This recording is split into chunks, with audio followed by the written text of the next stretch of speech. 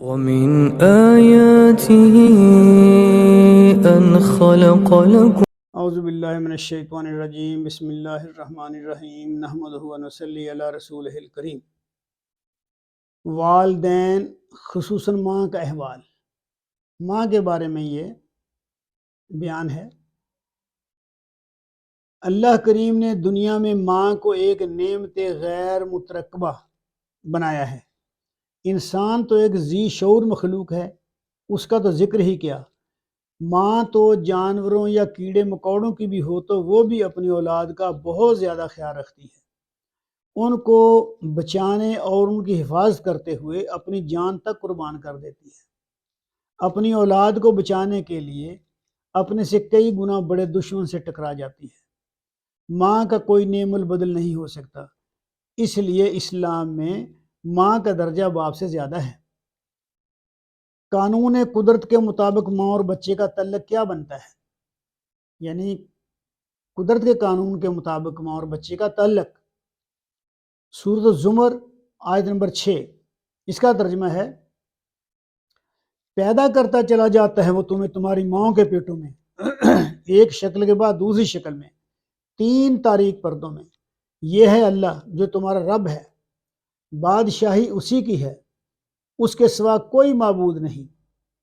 پھر تم کدھر سے پھر آئے جا رہے ہو؟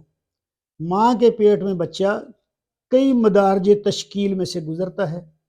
اللہ کریم اس کو کئی مراحل میں سے گزار کر ایک انسانی بچے کی شکل دے کر دنیا میں لاتا ہے۔ بچے کی پیدائش کے تمام مراحل کے علاوہ پیدائش کے بعد بھی ماں اور بچے کا جو تعلق بنا رہتا ہے ویسا تعلق باپ کا نہیں ہوتا۔ باپ خراٹے لیتا ہوا سو رہا ہوتا ہے اور ماں بچے کے ساتھ ساری رات جاگ کر گزارتی ہے اور اس کو نرمی و گرمی کا احساس دلاتی رہتی ہے۔ اس کا پیشاب پاخانہ فوراً صاف کر کے اس کو خشک جگہ پر استراحت دلاتی ہے۔ غرضے کہ ماں کی قربانیوں کی ایک پوری داستان ہے۔ ماں کا حق سب سے زیادہ ہے۔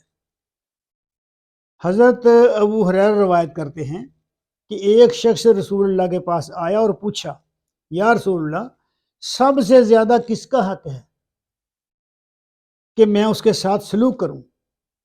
آپ نے فرمایا تیری ماں کا۔ پھر پوچھا پھر کس کا؟ فرمایا تیری ماں کا۔ پھر پوچھا پھر کس کا؟ فرمایا تیرے باپ کا۔ تو یعنی یہ آپ دیکھ لیں کہ ماں کا درجہ اسی حدیث سے ظاہر ہو جاتا ہے، باپ سے زیادہ ہے۔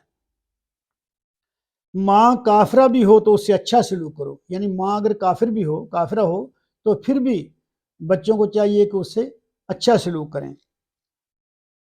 حضرت اسماء بنت ابو بکر روایت کرتی ہیں کہ میری ماں نبی کے زمانہ میں مدینہ میں آئی، وہ کافر تھی۔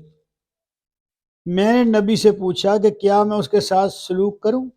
ارشاد فرمایا ہاں۔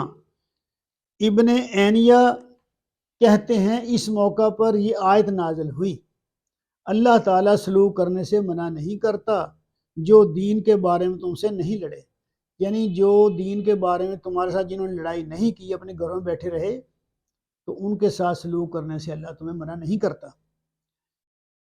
کسی کی ماں کو گالی دے کر اپنی ماں کو گالی نہ دلاؤ، یہ بھی حدیث ہے۔ کسی کی ماں کو گالی دے کر اپنی ماں کو گالی نہ دلاؤ۔ آپ نے فرمایا بڑے سے بڑا گناہ یہ ہے کہ آدمی اپنے ماں باپ کو گالی دے۔ لوگوں نے عرض کیا یا رسول اللہ، بھلا اپنے ماں باپ کو گالی کون دے گا؟ آپ نے فرمایا مطلب یہ ہے کہ دوسرے شخص کو گالی دے تو وہ اس کے باپ کو گالی دے گا، دوسرے کی ماں کو گالی دے وہ اس کی ماں کو گالی دے گا۔ تو یہ ہے کہ کسی کو گالی بھی نہ دو تاکہ وہ تمہاری ماں کو یا تمہارے باپ کو گالی نہ دے۔ مرحومہ ماں کی طرف سے خیرات، اگر ماں فوت ہو جائے تو اولاد اس کی طرف سے خیرات کر سکتی ہے، اس کا ثواب اس کو پہنچے گا، یہ بھی حدیث ہے۔ سعد بن عبادہ کی ماں فوت ہوئی تو وہ اس وقت موجود نہیں تھے۔ جب آئے تو انہوں نے کہا یا رسول اللہ، میری ماں فوت ہو گئی ہے، میں اس کے مرتے وقت موجود نہ تھا، اگر میں اس کی طرف سے کچھ خیرات کر دوں تو کیا اس کو ثواب پہنچے گا؟ آپ نے فرمایا ہاں۔ سعد نے کہا میں آپ کو گواہ کرتا ہوں کہ میرا باغ اس کی طرف سے صدقہ ہے۔ یہ حدیث ہے بخاری کی جلد نمبر 1، حدیث کا نمبر ہے 1335۔ جانوروں کی مائیں بھی بچوں کے لیے سراپا رحمت ہیں۔ حضرت ابو ہریرہ سے روایت ہے کہ رسول اللہ نے فرمایا اللہ تعالیٰ نے رحمت کے 100 حصے کیے ہیں، 99 حصے اپنے پاس رکھے اور ایک حصہ زمین میں اتارا، یعنی 100 حصے رحمت کے پیدا کیے تو 99 حصے اپنے پاس رکھے اللہ تعالیٰ نے، تو ایک حصہ دنیا والوں کے لیے زمین پر اتار دیا۔ دنیا میں جتنی بھی مخلوق ہے، کیڑے مکوڑے جانور وغیرہ، سب میں رحمت، وہی رحمت تقسیم ہوئی ہے جو ایک حصہ ہے۔ اس ایک حصے کی وجہ سے مخلوق ایک دوسرے پر رحم کرتی ہے، یہاں تک کہ گھوڑی اپنے بچے کو اپنا سم لگنے نہیں دیتی۔ یعنی گھوڑی کا بچہ جب پیدا ہوتا ہے تو کمزور سا ہوتا ہے، اٹھ بھی نہیں سکتا، تو گھوڑی جو ہے اپنا کھر، اپنا پاؤں اس کے اوپر نہیں رکھتی، دور کر کے رکھتی ہے تاکہ بچے کو تکلیف نہ ہو جائے، اور پاؤں اٹھا لیتی ہے۔ بچے کو اپنا سم نہیں لگنے دیتی اور پاؤں اٹھا لیتی ہے کہ کہیں بچے کو تکلیف نہ پہنچے۔ یہ حدیث ہے بخاری جلد نمبر 3، حدیث نمبر 939۔ ماں کی محبت کے بارے میں ہے یہ حدیث، بخاری جلد نمبر 1، کتاب الزکوٰۃ، حدیث نمبر 1335۔ حضرت عائشہ فرماتی ہیں کہ ایک مانگنے والی عورت آئی، اس کے ساتھ اس کی 2 بیٹیاں تھیں، میرے پاس ایک کھجور کے سوا کچھ نہیں تھا، میں نے وہی اس کو دے دی، اس نے کھجور آدھی آدھی کر کے اپنی دونوں بیٹیوں کو دے دی اور خود کچھ نہ کھایا، پھر کھڑی ہو کر چل دی۔ جب نبی تشریف لائے تو میں نے یہ حال ان سے بیان کیا، یعنی حضرت عائشہ روایت کر رہی ہیں کہ جب پھر نبی صلی اللہ علیہ وسلم گھر آئے تو پھر میں نے اس عورت کا حال آپ سے بیان کیا۔ آپ نے فرمایا تم میں جو کوئی بیٹیوں کی وجہ سے کسی مصیبت میں پھنس جائے، یعنی اپنی بیٹی کی وجہ سے اس شخص پر کوئی مصیبت آ جائے، ماں باپ پر، تو وہ اس کے لیے قیامت کے دن دوزخ سے آڑ ہوں گے، یعنی دوزخ سے وہ والدین جو ہیں ان بیٹیوں کی وجہ سے بچ جائیں گے کہ ان بیٹیوں کی وجہ سے ان پر کوئی مصیبت آئی تھی۔ ماں کی حق شناسی سے سرکشی اور بدبختی دور ہو جاتی ہے۔ اگر ماں کا حق پہچان لیا جائے، ماں کی حق شناسی کی جائے تو انسان سے سرکشی اور بدبختی دور ہو جاتی ہے۔ سورۃ مریم آیت نمبر 32 اس کا ترجمہ ہے اور حق شناس رہوں میں اپنی والدہ کا، یعنی یہ حضرت عیسیٰ علیہ السلام کی زبان سے کہا جا رہا ہے۔ اللہ پاک فرما رہے ہیں اور حق شناس رہوں میں اپنی والدہ کا، اور نہیں بنایا اس نے مجھے سرکش اور بدبخت۔ حضرت عیسیٰ علیہ السلام معجزاتی طور پر اللہ کے حکم سے بغیر باپ کے پیدا ہوئے تھے۔ ہر ماں کی اولاد کی پیدائش سے لے کر اس کی پرورش تک، ہر ماں اولاد کی پیدائش سے لے کر اس کی پرورش تک بہت زیادہ مصیبتیں برداشت کرتی ہے۔ حضرت مریم کو تو لوگوں کی باتیں بھی سننا پڑی تھی۔ بنی ہارون کی یہ عابدہ و زاہدہ بیٹی دوشیزگی میں ہی اللہ کے حکم سے حاملہ ہو گئیں۔ انہوں نے حضرت عیسیٰ کو جنم دیا۔ جب وہ بچہ گود میں لیے ہوئے آئیں تو ساری قوم ہیجان میں مبتلا ہو گئی اور ایک ہجوم حضرت مریم پر ٹوٹ پڑا کہ یہ کیا کر کے آئی ہے۔ اللہ تعالیٰ کے حکم سے حضرت عیسیٰ جو کہ بچے تھے بول پڑے اور کہا میں اللہ کا بندہ ہوں، اس نے مجھے کتاب دی اور اپنا نبی بنایا۔ یعنی ابھی حضرت عیسیٰ بچے تھے، پیدائش کے فوراً بعد ہی تو وہ بات کر رہے ہیں، اللہ نے ان سے بلوا دیا ان کو، تو آپ کہتے ہیں میں اللہ کا بندہ ہوں، اس نے مجھے کتاب دی اور اپنا نبی بنایا اور بابرکت کیا جہاں بھی میں رہوں، اور نماز اور زکوٰۃ کی پابندی کا حکم دیا جب تک میں زندہ رہوں، اور اپنی والدہ کا حق ادا کرنے والا بنایا اور مجھ کو جبار اور شقی نہیں بنایا۔ یہ قرآن کی آیات ہیں۔ سلام ہے مجھ پر جب کہ میں پیدا ہوا اور جب کہ میں مروں اور جب کہ میں زندہ کر کے اٹھایا جاؤں۔ یہ سورۃ مریم آیت نمبر 32۔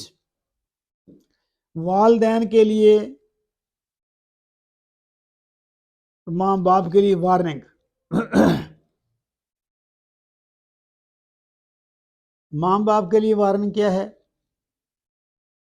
یہ سورۃ الانفال آیت نمبر 28 اس میں کہا گیا ہے کہ مال اور اولاد فتنہ ہے۔ فتنہ آزمائش کو کہتے ہیں عربی زبان میں، تو مال اور اولاد فتنہ ہے۔ اس کا ترجمہ ہے، اور جان رکھو کہ در حقیقت تمہارے مال اور تمہاری اولاد میں آزمائش کا سامان ہے، اور بے شک اللہ ہی ہے جس کے پاس اجر عظیم ہے۔ یعنی انسان کی آزمائش اولاد کی وجہ سے بھی ہوتی ہے۔ بہت سی چیزیں ایسی ہوتی ہیں کہ جہاں والدین کو فیصلہ کرنا پڑتا ہے، اور یہ انسان کی آزمائش ہی ہے۔ اولاد کی وجہ سے والدین عذاب میں مبتلا ہو جاتے ہیں، اولاد کی وجہ سے والدین عذاب میں مبتلا ہو جاتے ہیں۔ اس کا ترجمہ ہے، پس تعجب میں نہ ڈالے تم کو ان کی مال و دولت اور نہ ان کی اولاد۔ اللہ پاک نبی صلی اللہ علیہ وسلم کو فرما رہے ہیں کہ یہ جو بڑے بنے پھرتے ہیں آج کل، تو اولاد والے بڑے، ان کے بہت سے اولادیں ہیں، بڑے مال دولت رکھتے ہیں، پس تعجب میں نہ ڈالے تم کو ان کی مال و دولت اور ان کی اولاد۔ حقیقت یہ ہے کہ چاہتا ہے اللہ کہ مبتلائے عذاب کرے ان کو انہی چیزوں کی وجہ سے دنیاوی زندگی میں، اور نکلے ان کی جان ایسی حالت میں کہ وہ کافر ہوں۔ یعنی یہی مال اور اولاد جو ہے، مال اور اولاد، یہی ان کے لیے فتنہ بن جائیں گی، یہی ان کے لیے آزمائش کا سامان بن جائے گا، اور یہ دوزخ میں جائیں گے۔ ماں باپ کی خدمت کرنا جہاد کے برابر ہے۔ یعنی ماں باپ کی خدمت کرنا جہاد کے برابر ہے۔ یہ حدیث ہے بخاری جلد نمبر 3 حدیث نمبر 913۔ عبداللہ بن عمر سے روایت ہے کہ انہوں نے کہا کہ ایک شخص نے نبی سے عرض کیا کہ میری نیت جہاد پر جانے کی ہے۔ آپ نے فرمایا تیرے ماں باپ ہیں؟ اس نے کہا جی ہاں، زندہ ہیں۔ آپ نے فرمایا ان کی خدمت کر، یہی جہاد ہے۔ گناہ کبیرہ، بخاری جلد نمبر 3 حدیث نمبر 917۔ عبد الرحمن بن ابی بکرہ اپنے والد سے روایت کرتے ہیں کہ رسول اللہ نے فرمایا، میں تم کو بڑے بڑے گناہ بتاؤں؟ ہم لوگوں نے عرض کی، بتائیے یا رسول اللہ۔ آپ نے فرمایا، اللہ کے ساتھ کسی کو شریک کرنا، یعنی یہ بہت بڑا گناہ ہے۔ والدین کی نافرمانی کرنا۔ اس وقت آپ تکیہ لگائے ہوئے تھے، فرمانے لگے، اور جھوٹ بولنا، جھوٹی گواہی دینا۔ سن لو، جھوٹ بولنا، جھوٹی گواہی دینا۔ یعنی یہ حدیث نمبر 917 ہے بخاری جلد نمبر 3 کی۔ یہ بڑے بڑے گناہ ہیں۔ والدین کی نافرمانی اور ان کو ستانا گناہ کبیرہ ہے۔ والدین کی نافرمانی اور ان کو ستانا گناہ کبیرہ ہے۔ بخاری جلد نمبر 3 حدیث نمبر 916۔ آپ نے فرمایا، اللہ تعالیٰ نے تم پر ماؤں کی نافرمانی کو حرام کیا ہے، اور عام سی چیزوں کو نہ دینا، لوگوں سے مانگنا، بیٹیوں کو زندہ گاڑ دینا، اور بے فائدہ بک بک کرنا، اور بے ضرورت سوالات کرنا، اور مال ضائع کرنا۔ یعنی یہ گناہ کبیرہ بتا دیے بڑے بڑے۔ والدین کے ساتھ احسان کرو، والدین کے ساتھ احسان کرو۔ سورۃ بنی اسرائیل آیات 23 تا 25۔ اس کا ترجمہ ہے، تیرے رب نے فیصلہ کر دیا ہے کہ تم لوگ کسی کی عبادت نہ کرو مگر صرف اس کی، یعنی اللہ کے علاوہ کسی کی عبادت نہ کرو۔ والدین کے ساتھ نیک سلوک کرو۔ اگر تمہارے پاس ان میں سے کوئی ایک یا دونوں بوڑھے ہو کر رہیں تو انہیں اف تک نہ کہو، نہ انہیں جھڑک کر جواب دو، بلکہ ان کے ساتھ احترام سے بات کرو، اور نرمی و رحم کے ساتھ ان کے سامنے سر جھکا کر رہو، اور دعا کیا کرو کہ اے پروردگار، ان پر رحم فرما جس طرح انہوں نے رحمت و شفقت کے ساتھ مجھے پالا تھا۔ تمہارا رب خوب جانتا ہے کہ تمہارے دلوں میں کیا ہے۔ اگر تم صالح بن کر رہو تو وہ ایسے سب لوگوں کے لیے درگزر کرنے والا ہے جو اپنے قصور پر متنبع ہو کر بندگی کے رویے کی طرف لوٹ آئیں۔ ومن آياته أن خلق لكم